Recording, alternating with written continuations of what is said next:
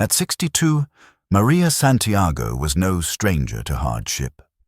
A widow for years, her children grown and scattered across the globe, she found herself living in a quiet, empty home in Cebu.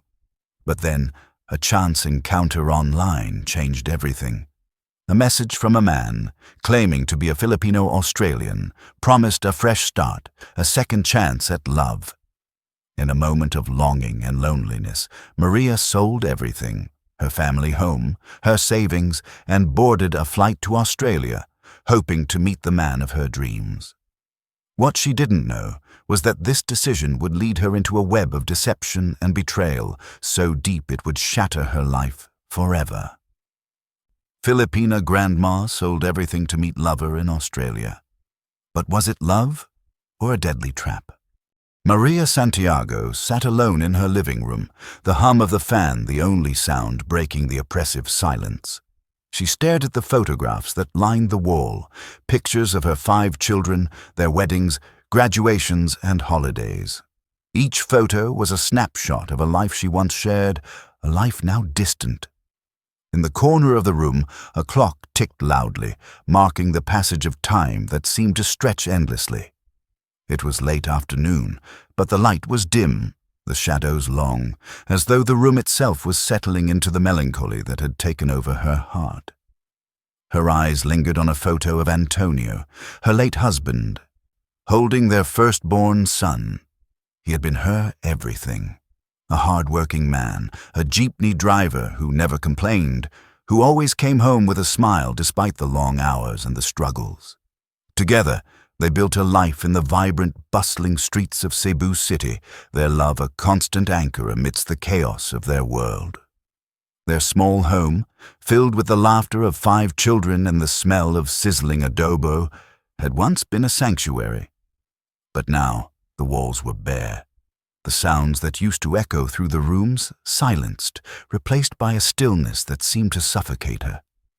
Antonio had been her rock, her partner through thick and thin. They had lived through hardships, financial struggles, the ups and downs of raising a family, but they had done it together. But when Antonio passed away, it was as though the foundation of her world crumbled. At 58, Maria was left alone, alone in a house that was now too quiet, alone with her memories, her grief, and the overwhelming sense of loss. She had tried to keep busy after his death. The first few months were the hardest, but slowly she had gotten used to the silence. She kept herself occupied with the small tasks around the house, tending to her plants, cooking the same meals she always had. But no matter how much she tried to distract herself, the loneliness gnawed at her. Her children, who had once filled the house with their energy and laughter, were now scattered across different cities and countries, each chasing their own dreams. It was a reality she had long accepted, but it didn't make it any easier. Maria had always been proud of her children. They were her greatest achievement. Each of them had grown up to become someone successful, independent, and strong. She had done her job well, raising them to be good people, to make their way in the world. But now, as the years passed, they had all moved on. The phone calls came less frequently, and when they did, the conversations felt shallow, filled with polite questions about her health and the weather. There was no longer any need to come home. She was just a mother, a grandmother, a figure in the background of their busy lives. But for Maria, family had always been everything. Filipino culture was built around the strength of family, the bond that held people together no matter what. Her children had been her life's purpose, her reason to wake up each day and keep moving forward. And now, with them gone, the house had become nothing more than a shell of what it used to be. The walls no longer spoke with the laughter of children or the debates over who would clean the dishes. They were empty, just like her heart. The loneliness, once manageable, had become unbearable. There were days when Maria felt like a shadow of her former self, just going through the motions. She found herself talking to the plants, telling them about her day as if they could respond. But the silence was always there, hanging over her like a cloud. It wasn't that she resented her children. She loved them deeply, and she was proud of what they had achieved, but she couldn't help but feel left behind. They were moving forward with their lives, creating new families, new futures.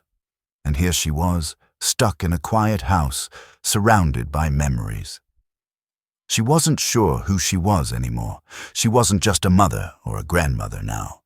She was a woman lost in the echo of her past, longing for something that could fill the emptiness inside her. The whispers from the neighborhood hadn't helped. The well-meaning but intrusive questions about when she would start living again had only made things worse. At first, they were just casual remarks. "You should find someone, Maria," they would say. "Don't spend your life alone." But as the months turned into years, the comments had become more insistent, more pointed. Some neighbors even suggested that she needed to get out there and live a little, as if there was some expiration date on her ability to find happiness. Maria had always been a proud woman. She didn't want to be pitied, didn't want to be seen as the lonely widow who couldn't let go of the past. But in those quiet moments, when the loneliness crept in, she couldn't help but wonder if they were right. Was it time to start living again? Was there still hope for someone like her, someone whose best years had been spent raising children and caring for a family? Could she, at 62, find love again? The idea seemed almost absurd. How could a woman who had raised 5 children, who had spent her entire life focused on others, ever hope to find something for herself? But the thought lingered in her mind, like a flickering light that she couldn't ignore. She had no answers, but she knew one thing. She was tired of being alone. The thought of continuing her days in this quiet, empty house, with no one to talk to, no one to share her life with, seemed unbearable. She needed something more. She needed connection. She needed to feel alive again. It was then that her daughter LSE, who had always been her strongest supporter, suggested something that Maria would never have considered before. "Why don't you try social media, Mom? You can connect with us more, and there are groups where you can talk to other Filipinos. It could help." Maria had been skeptical at first. The thought of learning to use a smartphone, of navigating the vast and confusing world of social media, was daunting, but LSE's words stuck with her. She had nothing to lose. So she took the first step, cautiously, clumsily tapping her fingers on the screen. She wasn't prepared for what would come next. Maria had never been one to care much about what others thought, but as the months passed in her empty home, the voices of her neighbors seemed to grow louder in her mind. The questions were always the same. "When will you start living again, Maria? Have you thought about finding someone?" The words felt like a weight pressing on her chest, an invisible burden she couldn't shake. It wasn't just the neighbors. It was the way the world looked at her now. The world of young mothers, busy with their children, their jobs and their lives, was a world that felt distant. The voices of those who were still raising families, the ones whose lives seemed filled with purpose and energy, constantly reminded Maria of what she had lost. She wasn't part of that world anymore. She was stuck in the quiet, alone with memories, while everyone else moved on. But what truly struck her was the unspoken expectation that she, too, should move on. The Filipino culture placed such a high value on family, and yet, once the children were gone and the husband was no longer there, what was left? Was she just supposed to fade into the background? Was her value tied only to her role as a mother, a wife, and nothing more? Maria found herself questioning everything she had known about her identity. Was there still time for her to be more than just someone's mother? Was there still room for her to be someone with dreams of her own? She had never been someone who let other people's opinions dictate her actions. She had always taken pride in her strength, her resilience, and her ability to persevere. But now, with the silence of the house closing in on her, Maria realized something that made her heart ache. She wasn't just missing her family, she was missing herself. It was in the middle of a particularly lonely evening, as she sipped on a cup of cold coffee, that the thought first occurred to her. She wasn't just living without her children, she was living without joy. The energy she had once given so freely to others, her husband, her children, was now drained. And what remained in its place was a deep, aching void. She tried to fill it. She threw herself into her plants, gardening, cooking, cleaning, but none of it made her feel truly alive. There were days when she found herself staring at the walls, feeling as though time had become a blur, as if she was merely existing. The loneliness was suffocating, and the quiet of the house made it worse. At night, when she lay in bed, she could hear every creak and groan of the house, every sound amplified in the silence. It felt like a constant reminder of everything she had lost. Her children were too far away, leading their own lives. She tried calling them often, but the conversations had grown shallow over time. It wasn't their fault. They had their own families, their own worlds to manage. They would ask her if she was okay, if she needed anything, but Maria could never bring herself to tell them the truth. She didn't want to burden them with her loneliness. They had their own lives to live. Besides, what could they do? They couldn't come back and fill the emptiness in the house. They couldn't bring Antonio back. So she kept her feelings to herself. She didn't want to worry them. The last thing she wanted was for them to think she was weak or incapable of moving forward. The pride that had gotten her through so many difficult moments in her life kept her from reaching out, from admitting that she was struggling. She had always been the strong one, the one who kept the family together, who made sure everyone was taken care of. But now there was no one to take care of her, no one to fill the silence with warmth and laughter. And that's when it happened. Maria found herself at a crossroads. She had spent so much of her life giving, sacrificing, and being the backbone of her family. But now, at 62, she had to ask herself, what about me? What about my own happiness? She wasn't ready to let go of the chance to feel loved, to feel valued for who she was, not just as a mother, but as a woman with hopes and dreams of her own. Her daughter, LSE, had been urging her to try social media for months. At first, Maria had dismissed it as unnecessary. She had lived most of her life without it, and the thought of learning how to navigate it felt overwhelming. But the nagging feeling of loneliness pushed her to reconsider. Maybe, just maybe, there was something out there that could help her connect with the world again.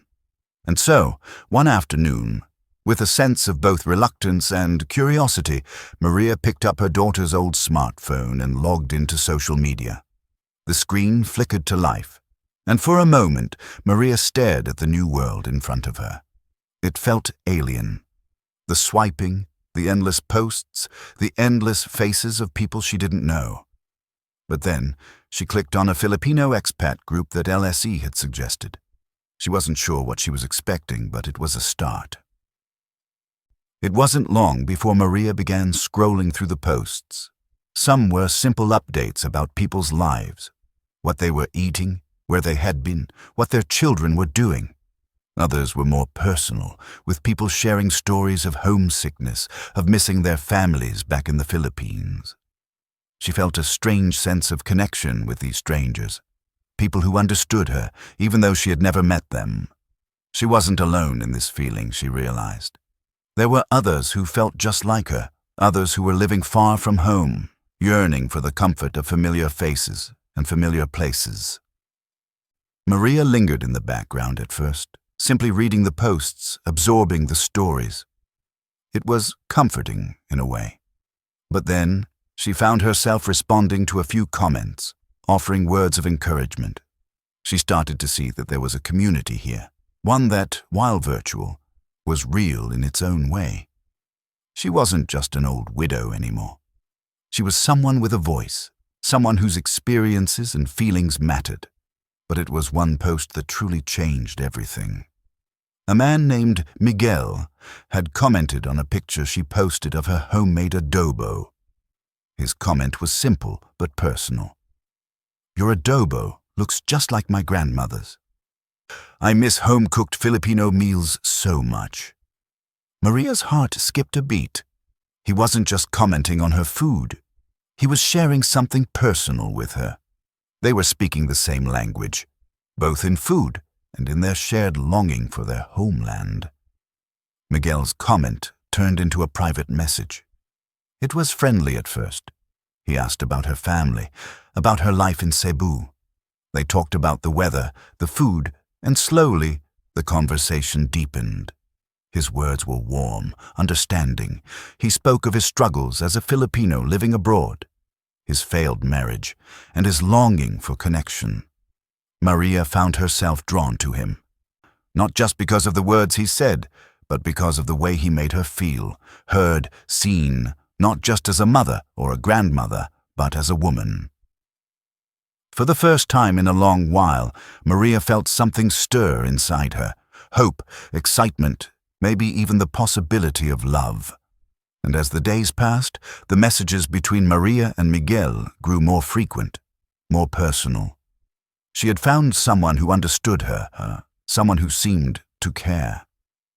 For the first time in years, Maria allowed herself to believe that maybe, just maybe, she could be happy again. As the days passed, Maria found herself eagerly awaiting the next message from Miguel.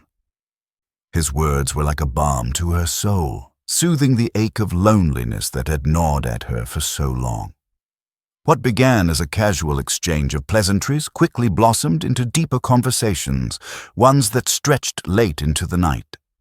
Miguel spoke of his life in Sydney, his struggles as an overseas Filipino worker, and how he longed for a connection that went beyond the surface. Maria, in turn, shared the details of her life, her memories of Antonio, her children, and the quiet home she now lived in. There was something comforting about their conversations. It was as though they were two kindred spirits who had found each other across the vast ocean, bound by shared experiences and a deep-seated longing for connection.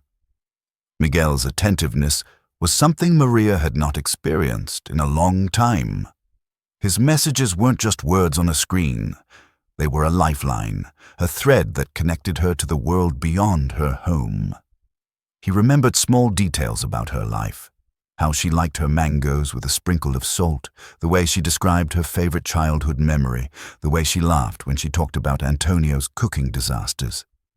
Miguel made her feel special, as though she mattered. In a way, Maria had forgotten what it felt like to be seen, to be acknowledged not for the roles she played in other people's lives, but for who she truly was. Miguel made her feel as though she was important, as though her thoughts and feelings were worth something. And for the first time since Antonio's death, Maria allowed herself to believe in the possibility of love again. Soon their conversations became more intimate. They spoke of their hopes, their dreams, and the kind of future they wanted to build. Maria found herself imagining a life with Miguel, one where she was no longer alone, where she could share her days with someone who understood her, who cared for her. The idea of companionship, of love, began to take root in her heart. She hadn't allowed herself to dream of such things for so long, but now, with Miguel, it felt possible. One evening, after a particularly heartfelt conversation, Miguel made a suggestion that would change everything. "Maria, why don't we meet? I've been thinking a lot about our conversations, and I believe we could have something real. Why don't you come to Sydney? I'd love to show you around, introduce you to my life here." Maria's heart skipped a beat. The thought of meeting Miguel in person was exhilarating, yet terrifying. She had never met him face to face, and the idea of traveling halfway across the world to meet someone she had only known through messages seemed both daring and reckless. But there was a part of her that longed for it, the part that had spent too many years alone, the part that wanted to take a chance, to feel alive again. Her children, especially LSE, had warned her about online relationships. They had urged her to be cautious, to consider the possibility that Miguel might not be who he claimed to be. But Maria was so desperate for a connection, for something to fill the void in her life, that she dismissed their concerns. She told herself that she had learned enough about Miguel through their conversations. He was kind, genuine, and shared the same values as her. She could feel the warmth in his words, and that was enough for her. The excitement that had initially bubbled inside her began to simmer down, replaced by a wave of anxiety. She hadn't traveled far from Cebu in years, let alone to a foreign country like Australia. The logistics seemed overwhelming, arranging the flight, organizing accommodations, and figuring out how to navigate a new city. But Miguel's gentle reassurances calmed her nerves. "I'll be there to pick you up when you arrive," he said. "I've been waiting for this moment for a long time." Maria was hesitant but determined. This could be her chance at happiness, a chance to be loved, to be seen as more than just a mother or a grandmother, to feel valued for who she was. She discussed the idea with LSE, who was immediately concerned. "Mom, please be careful. You don't know this man. What if he's not who he says he is? What if something goes wrong?" Maria's heart ached as she saw the worry in her daughter's eyes. She knew LSE was only looking out for her. But Maria was tired of being cautious, tired of playing it safe. For once, she wanted to take a risk. She wanted to feel the thrill of something new, something that made her feel alive. "I'll be fine," Maria assured her daughter. "I'm not doing this blindly. I've spoken to him so much and I trust him. This is my decision, LSE. I've thought about it a lot, and I believe this is what I need." LSE reluctantly accepted her mother's decision, but her concern didn't fade. She kept reminding Maria to stay safe, to be careful. But Maria, determined as ever, began to make preparations. She booked the flight to Sydney, withdrew some savings, and told herself that this was her moment to find happiness. She sold her family's ancestral home, the house where her children had grown up, to fund the trip. The house that held so many memories, so much history, was now a part of her past. But Maria believed that in order to move forward, she had to let go of the past. Her children were not happy about the sale. LSE especially was furious. "Mom, why would you sell the house? That was our home.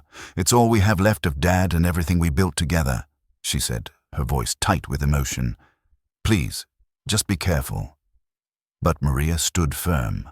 "I'm doing this for me. This is my life, and I have to live it. I need to find my own happiness, LSE. I can't keep living in the past." With her mind set, Maria made the final preparations. She packed her bags with a mixture of excitement and dread, her heart racing with anticipation. She wasn't just traveling to meet a man. She was traveling to meet the hope of a new life, the possibility of love. The day she left, LSE hugged her tightly at the airport, her eyes filled with tears. "Please come back to me safe, Mom," she whispered. "I love you." Maria smiled, her heart heavy with conflicting emotions. "I love you too, sweetheart. Don't worry. I'll be fine." As she boarded the plane to Sydney, Maria looked out the window one last time, at the familiar streets of Cebu fading into the distance. She was leaving behind everything she had known, everything that had held her in place, for a chance at something new. And as the plane lifted off, so did her hopes. Hopes that, for the first time in years, she could find happiness again.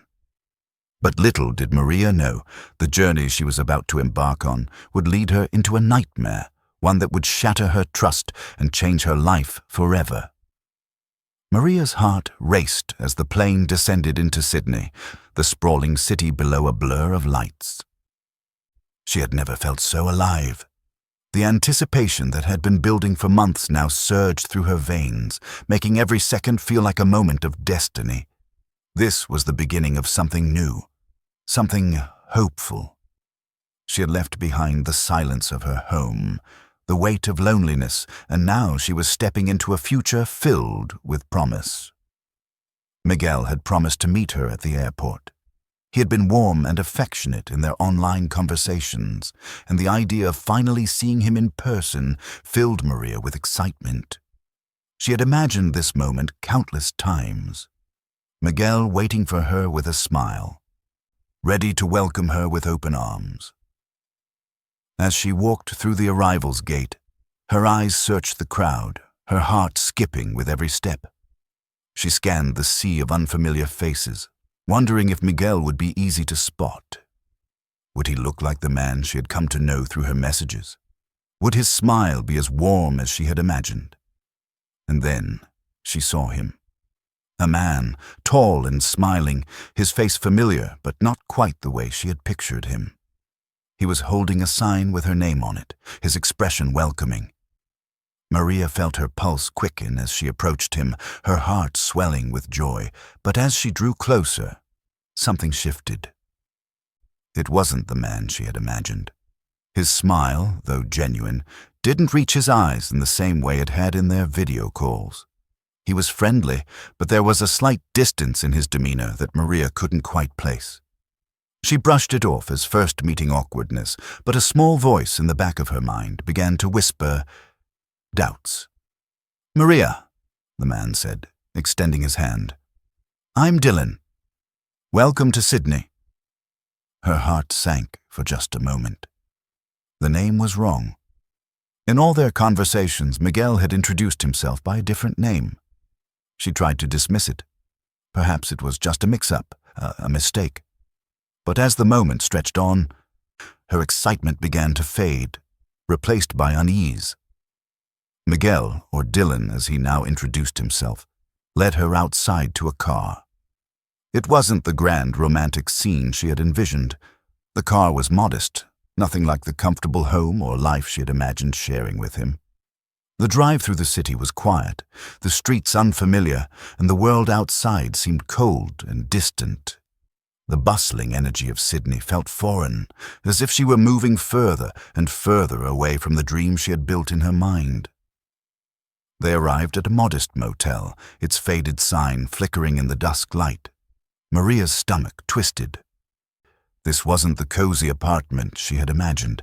This wasn't the warm, welcoming home that Miguel had promised. It was a cheap, run-down establishment that seemed to scream neglect. Maria stood frozen for a moment, staring at the peeling paint and the flickering neon light above the entrance. "Dylan?" Maria's voice was small, tentative, unsure. "Is this where we'll stay?" Dylan gave her a reassuring smile, but it didn't reach his eyes. "Just for a few days, Maria. We'll get settled here and then head to my place later. I promise, it's just a quick stop." But Maria could see the lack of sincerity in his words. Something was off. The man she had built a connection with, the man who had promised her a new life, now seemed distant. His smiles felt forced, his reassurances empty. But Maria pushed the thoughts aside, too afraid to admit to herself that something was wrong. She had come so far, sacrificed so much. She couldn't turn back now. They entered the room, and Maria took in the cheap furnishings, the faded curtains, the bed with a rumpled comforter, the flickering lights overhead.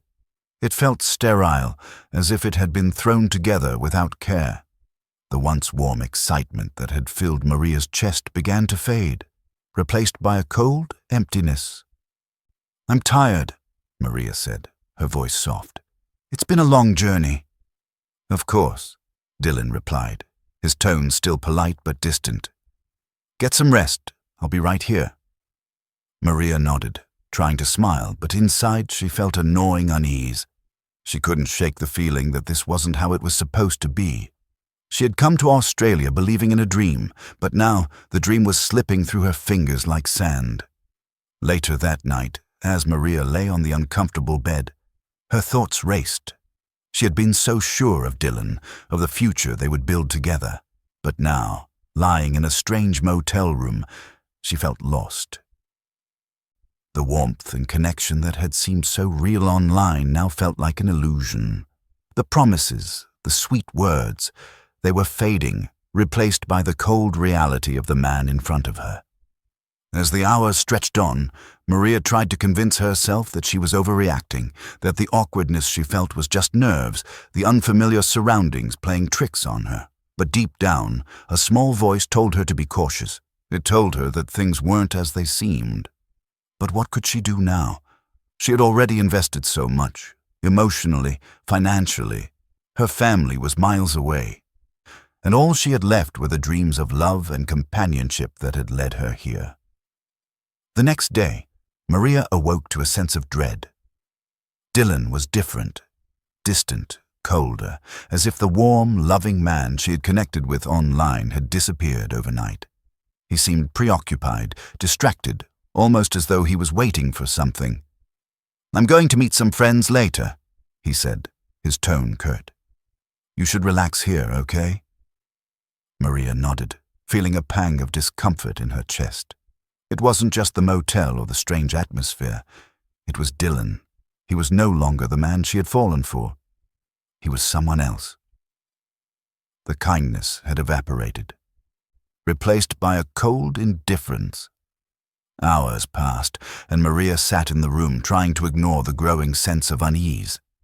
She hadn't heard from Dylan in a while, and when he finally returned, his demeanor had changed. He didn't smile when he saw her. Instead, he seemed annoyed, as if her presence was an inconvenience. That evening, things took a darker turn. Dylan introduced two men, Tommy and Alex. They didn't look friendly, their eyes cold and uninterested. They barely acknowledged Maria, instead exchanging curt words with Dylan as they set about something in the room. Maria's heart began to race. This wasn't the life she had imagined. This wasn't the warm, loving reunion she had dreamed about. This was a nightmare. As the night wore on, things escalated. Maria began to feel like a pawn in a game she didn't understand, caught in a web of lies that had begun to unravel. The man she thought she knew, the man who had promised her the world, was slipping away, replaced by a stranger. She tried to hold on to the hope that this was just a misunderstanding, that things would get better. But deep down, Maria knew. The dream she had chased across the world was nothing but a cruel illusion, and with that realization, the nightmare was just beginning. The next few days in the motel were nothing short of disorienting for Maria. Every morning, she awoke with the same sense of dread, her heart heavy with unease. Dylan's behavior had grown colder with each passing day, his words fewer and more distant. He would leave the room in the morning, disappearing for hours at a time without explanation, while Maria sat in the same small, sterile room, waiting. The constant tension in the air was impossible to ignore. Tommy and Alex, the men Dylan had introduced her to, didn't help matters. They were aloof, barely acknowledging her presence, as if she didn't even belong in the same space. They would huddle together in the corner of the room, whispering in hushed tones, casting occasional glances her way, but never engaging with her directly. Maria found herself increasingly isolated. The dream she had built in her mind of starting a new life with someone who cared for her was slipping away. She had arrived in Sydney hoping for a warm reunion, a new beginning, but what she had encountered was nothing like the love and companionship she had been promised. The promises that Dylan had once spoken so sweetly now felt like hollow lies. One evening, after Dylan had left the room again, Maria decided to confront him. She could no longer ignore the growing suspicion in her chest. She needed answers. She had come all this way, and she wasn't going to let this man string her along any longer. The woman who had raised 5 children, who had survived the hardships of life, was no longer willing to let herself be fooled. When Dylan returned that night, Maria didn't wait for him to speak first. She stood up, her voice shaking but firm. "Dylan, what's going on?" she demanded. "I need to understand what's happening here. You're not the man I thought you were." Dylan's eyes flickered with annoyance, but he quickly masked it with a forced smile. "What do you mean?" he asked, his voice too casual, too rehearsed. "We've been getting to know each other. There's nothing to worry about, Maria. I'm here, aren't I?" Maria shook her head. "No, this isn't right. You've been distant, and these men, Tommy and Alex, they're not who they say they are. You promised me a new life, Dylan, but all I feel is more alone than ever." Why can't we just talk like we used to? Why can't we just be honest?" Dylan's smile faltered for a moment. There was a brief flash of discomfort in his eyes, but he quickly regained his composure. "Maria, don't overthink things. You're here now, and that's all that matters. I care about you, I really do, but we have to take things slowly.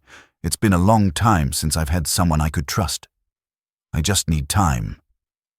But Maria wasn't convinced. Something was off. Her gut told her that this was more than just a case of nerves or misunderstanding. There was something darker at play here, something she wasn't seeing. That night, after Dylan left again, Maria decided to take matters into her own hands. She needed answers, and she wasn't going to let this situation continue without figuring out the truth. Quietly, she rummaged through her belongings, searching for any clue that could shed light on what was really going on. Her heart skipped a beat when she found it, his phone lying unattended on the table.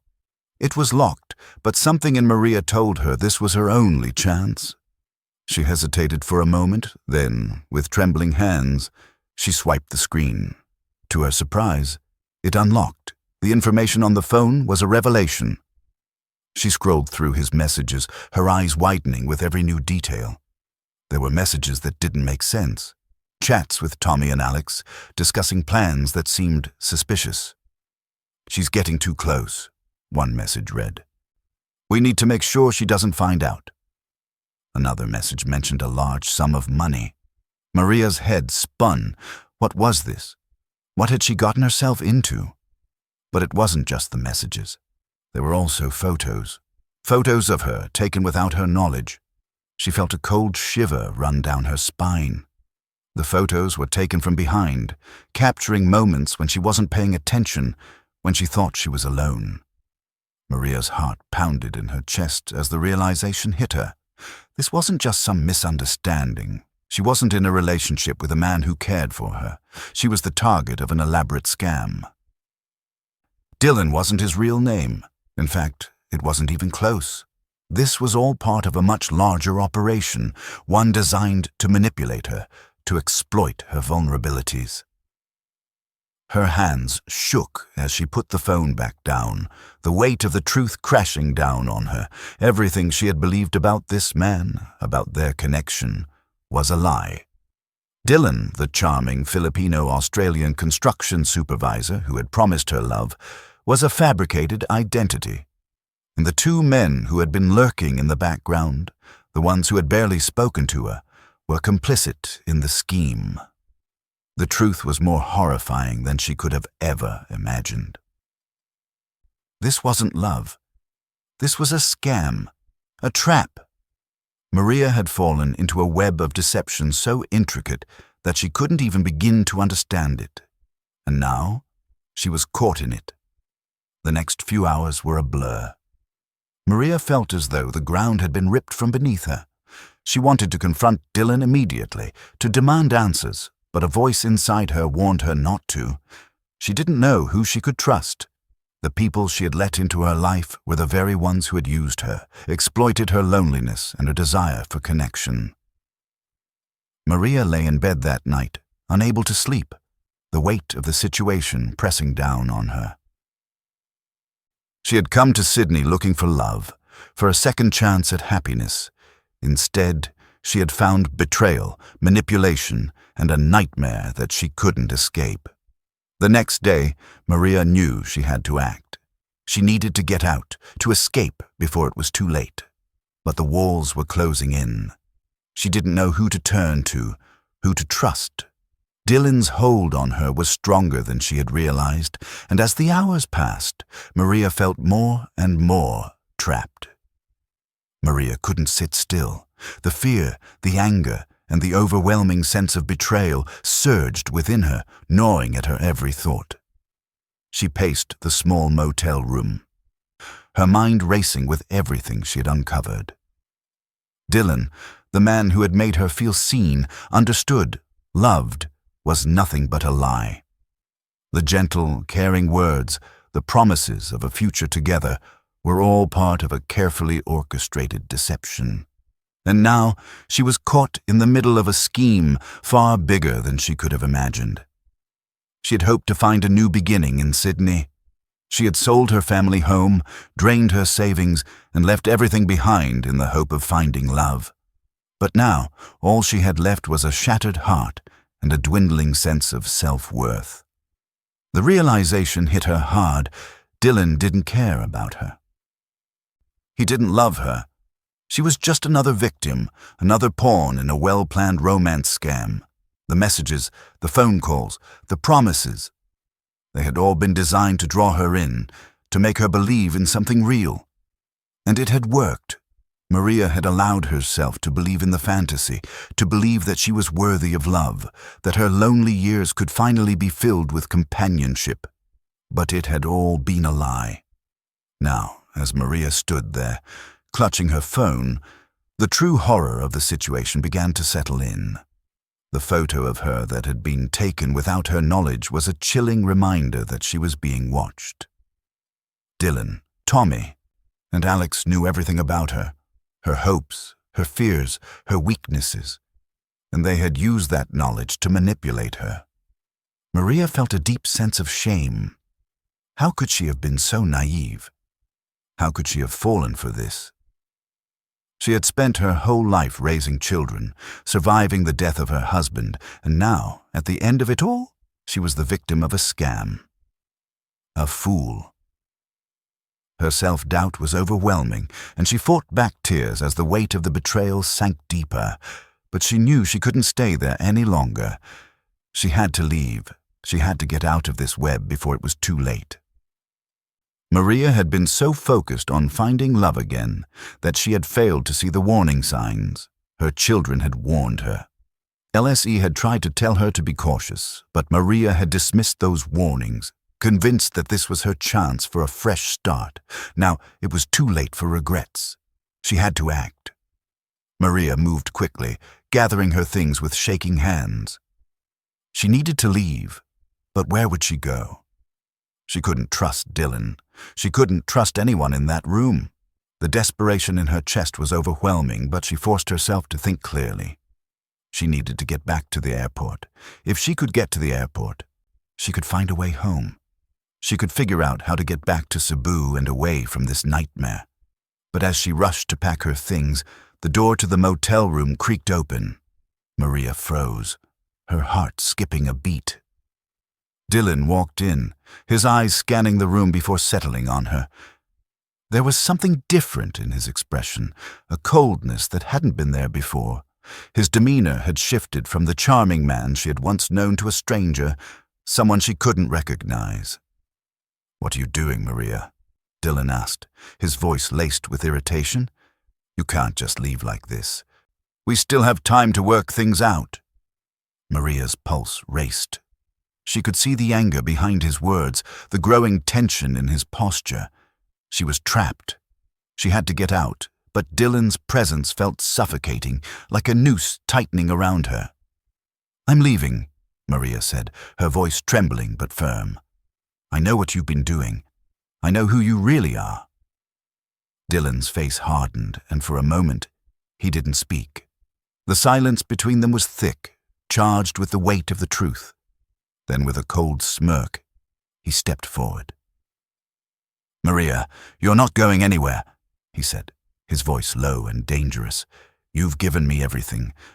You've handed over your life savings, your home. You're too deep in now to walk away. You owe me. Do you really think you can just walk out and leave all of this behind?" Maria recoiled, the words sinking deep into her chest.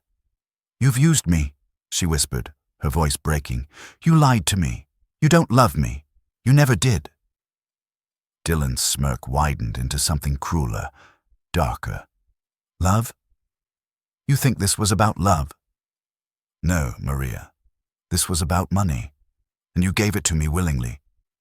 Everything you have, everything you worked for, is mine now. You should be thanking me." Maria's hands trembled as she took a step back. The desperation, the anger, everything she had been feeling over the past few days came to a head. She had been manipulated, yes, but she still had one thing left, her will to survive. And she wasn't going to let this man destroy her. "I'm not staying here," Maria said, her voice shaking but stronger now.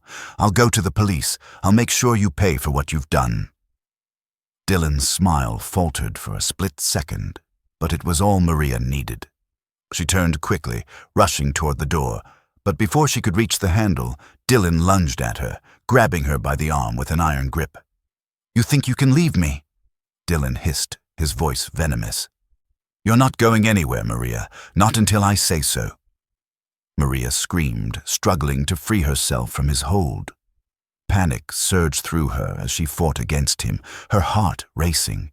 The once caring man she thought she knew was now a dangerous stranger, a man who would stop at nothing to keep her from escaping. With every ounce of strength she had left, Maria twisted in his grip, trying to break free. But Dylan was stronger.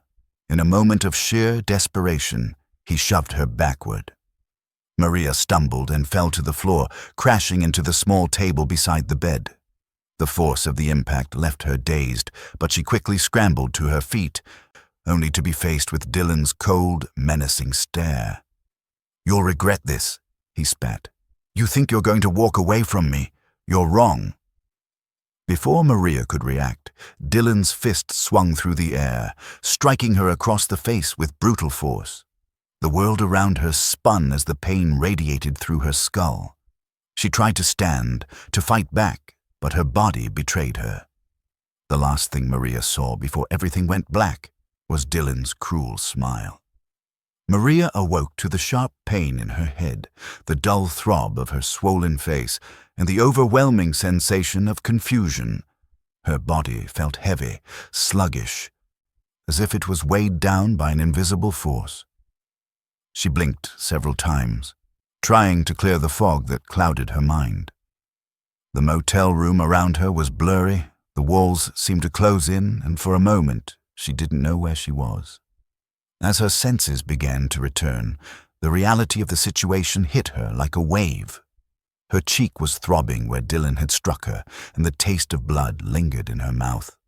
She pushed herself up from the floor, groaning with the effort, her hands trembling as they gripped the edge of the bed for support. She didn't know how long she had been out, but it didn't matter. She had to get out. She had to escape before it was too late.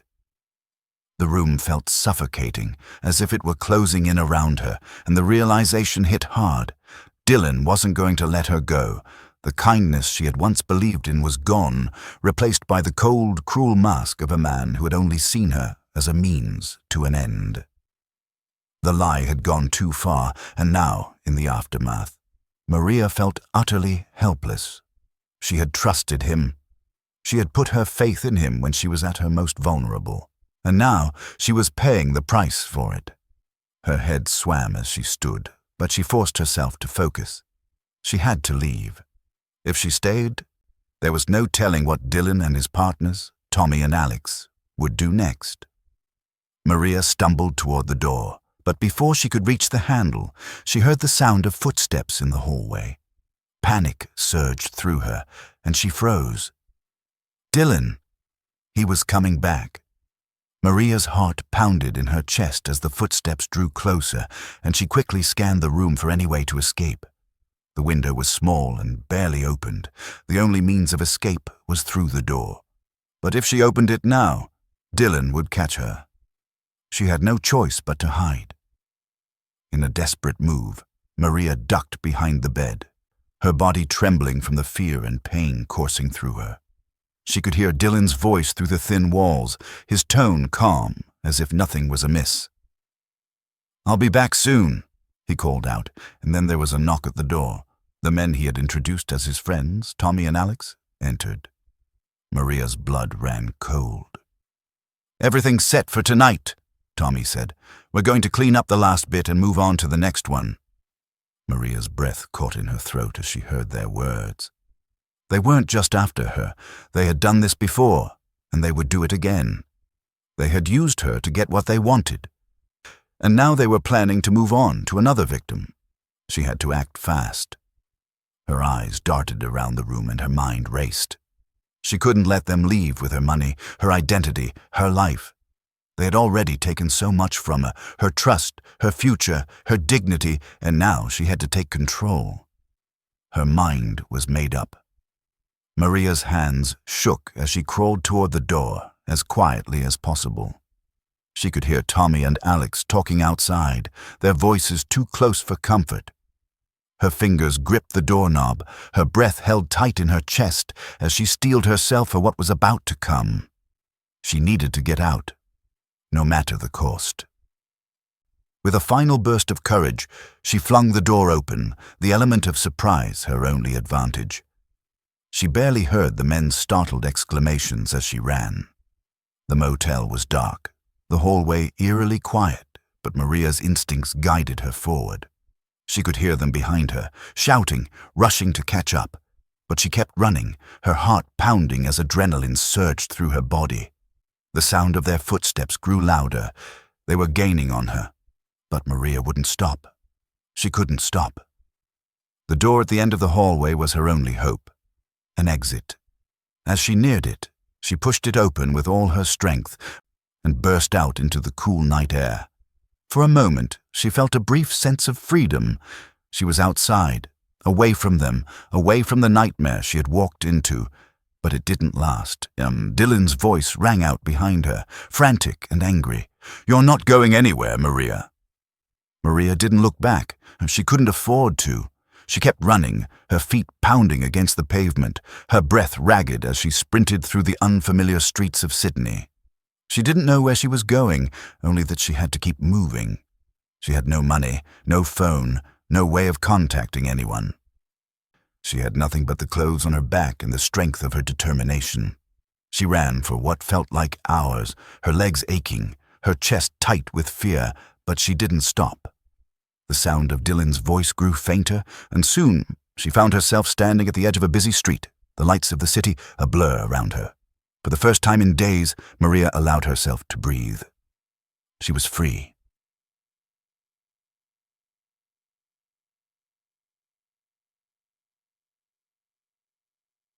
As the night stretched on, Maria wandered the streets, unsure of where she was headed or how she would survive. She was exhausted, scared, and completely alone. But she knew one thing for certain. She had to keep moving. The danger was still out there. Dylan and his accomplices wouldn't give up easily. She was a threat to them now, and she couldn't afford to let her guard down. Maria finally found her way to a public phone booth. She fumbled for coins, her hands shaking with exhaustion and fear. When she finally dialed, her heart almost stopped when she heard the familiar voice on the other end. "LSE," Maria whispered, her voice cracking with relief. "It's me, Mom. I need help." LSE's voice crackled through the phone, a mixture of relief and disbelief. "Mom, where are you? What happened? We've been trying to reach you for days." Maria's heart, still pounding in her chest, swelled with emotion as she heard her daughter's voice. It had been so long since she had felt this kind of comfort. Her daughter, the one person who had always been her rock. The panic that had clouded her mind slowly began to lift as she spoke. I don't know exactly where I am, LSE, Maria said, her voice barely above a whisper. "I'm in Sydney. I'm safe for now, but I've made a terrible mistake. I've been scammed. All of it. Everything I was lied to. He's not who he said he was. Dylan isn't real. None of it is real." The words rushed out in a torrent, the weight of the truth finally spilling from Maria's lips. She felt both relieved and devastated. The truth had been buried under so many layers of deception, but now it was all too clear.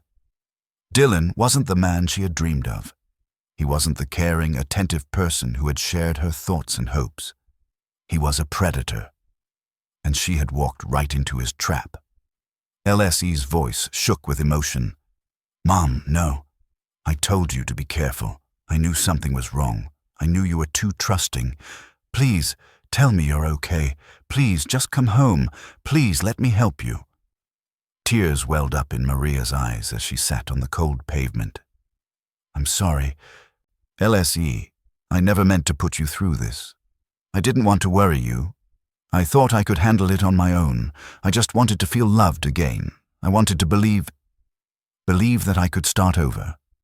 Her voice faltered, and the shame of what she had done weighed heavily on her. She had been so blinded by her desire for love, for companionship, that she had ignored every warning sign, every doubt. The man she had trusted with her heart had turned out to be nothing more than a con artist, and now her children were left picking up the pieces of a life she had almost thrown away. "Mom, it's okay," LSE said, her voice soothing but firm. "We're going to get you out of there. You're not alone. I'll contact the authorities and we'll figure this out together. Just stay where you are. Don't move. You're safe, okay?" Maria nodded, even though her daughter couldn't see her. She had never felt so small, so vulnerable. But hearing LSE's words, feeling her daughter's unwavering love, reminded her that she wasn't completely alone. She had made a terrible mistake, but there was still hope. There was still a chance to fix what had been broken. After hanging up, Maria slumped against the wall of the phone booth, her thoughts swirling. She didn't know what would happen next. She had no idea how she would get back home or what the authorities would say when they learned the full extent of the scam. But for the first time in days, Maria allowed herself to believe that there was a way out. The next few hours were a blur of phone calls and arrangements. LSE contacted the Australian police, and they immediately began working to locate Maria. They reassured her that she was safe and that they would help her return home. But there was a part of Maria that remained deeply shaken. Her trust had been shattered, and even though she was finally free from Dylan's grasp, the emotional scars would linger long after she returned to Cebu. The police also began investigating the operation that had ensnared Maria. Through their efforts, they discovered that Dylan, whose real name was Brett Coleman, was part of a larger criminal network targeting vulnerable women, especially older Filipinas like Maria, who was searching for companionship. This network had been operating across multiple countries, preying on those who were isolated and alone. As the investigation unfolded, it became clear that Brett and his accomplices, Tommy and Alex, had carefully crafted their fake identities, using stolen photos and fake profiles to lure women in. They would build a connection, make promises of love, then manipulate their victims into sending money. Each woman they targeted was a pawn in their game, and the money they stole wasn't just a financial loss. It was a loss of dignity, of trust, and of hope. But the police were determined to stop them. Through digital evidence, they were able to trace the operation back to its leaders. Brett and his partners were arrested within a matter of days. The authorities worked quickly to dismantle the network, seizing evidence of their crimes and beginning the process of prosecuting them. Maria's world, however, was still upside down.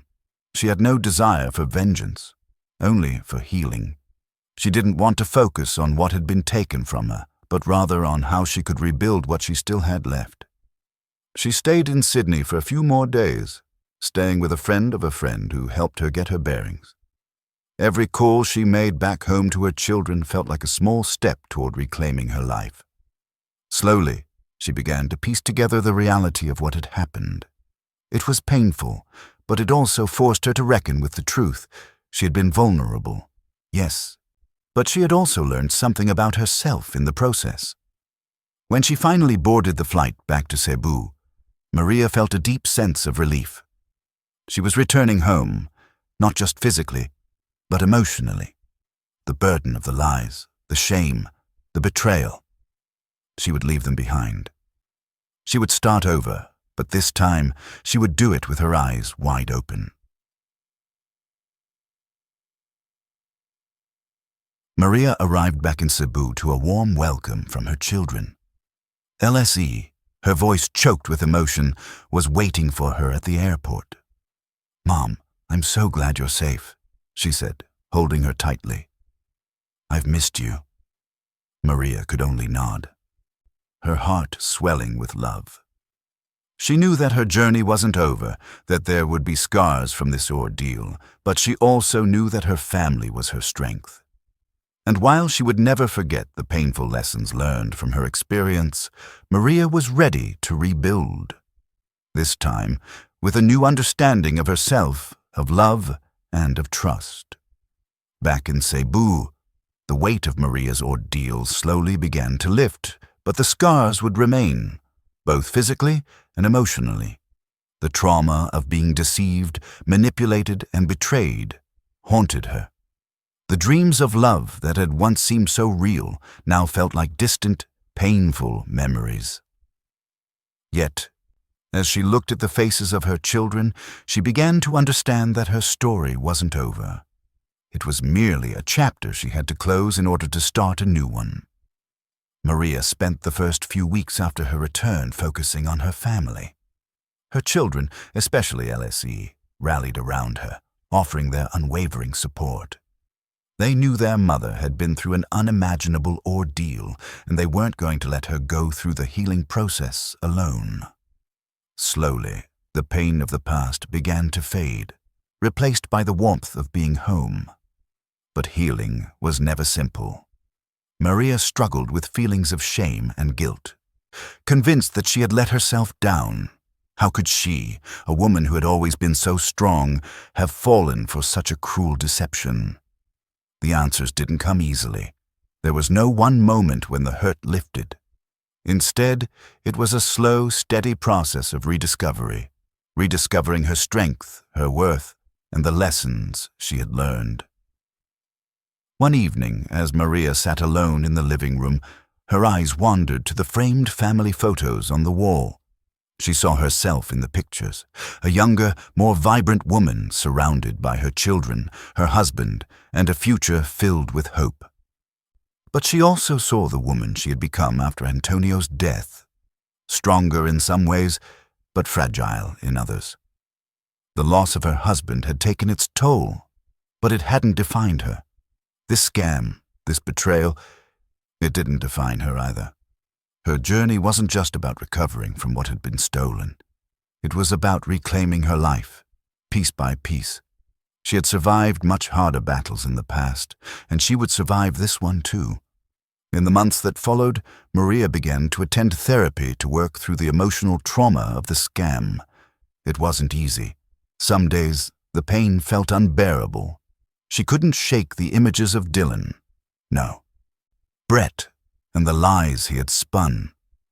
But with each session, she started to see things more clearly. She had been vulnerable, yes, but she wasn't weak. She had been searching for love, for connection in a world that often made her feel invisible. The fact that she had fallen for the scam wasn't a reflection of her worth. It was a reflection of the emotional hole she had been desperately trying to fill.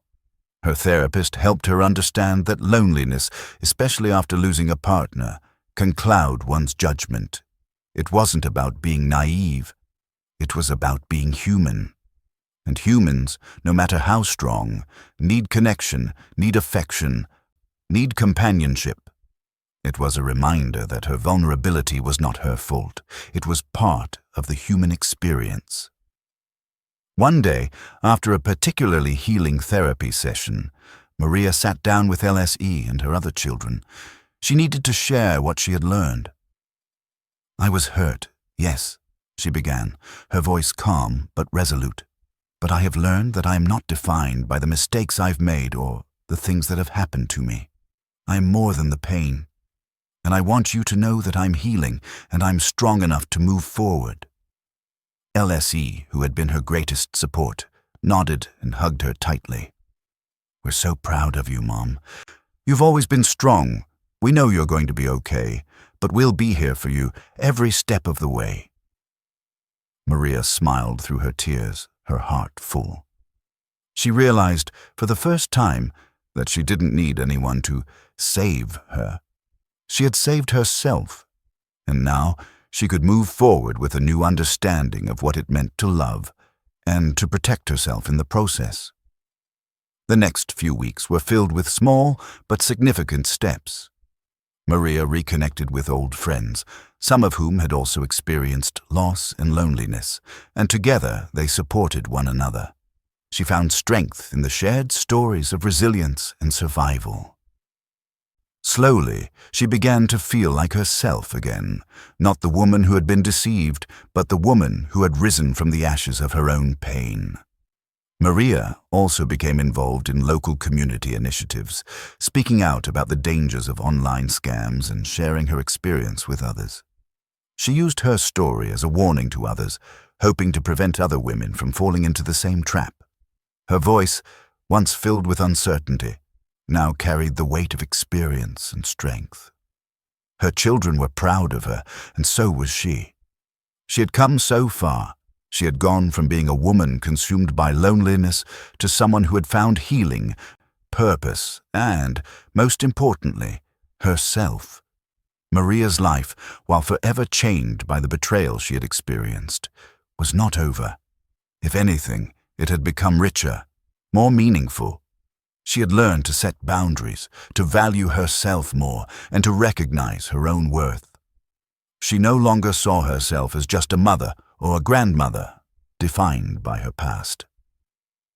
She was Maria Santiago, a woman who had lived through hardships, who had loved deeply, and who had come out the other side stronger than ever before.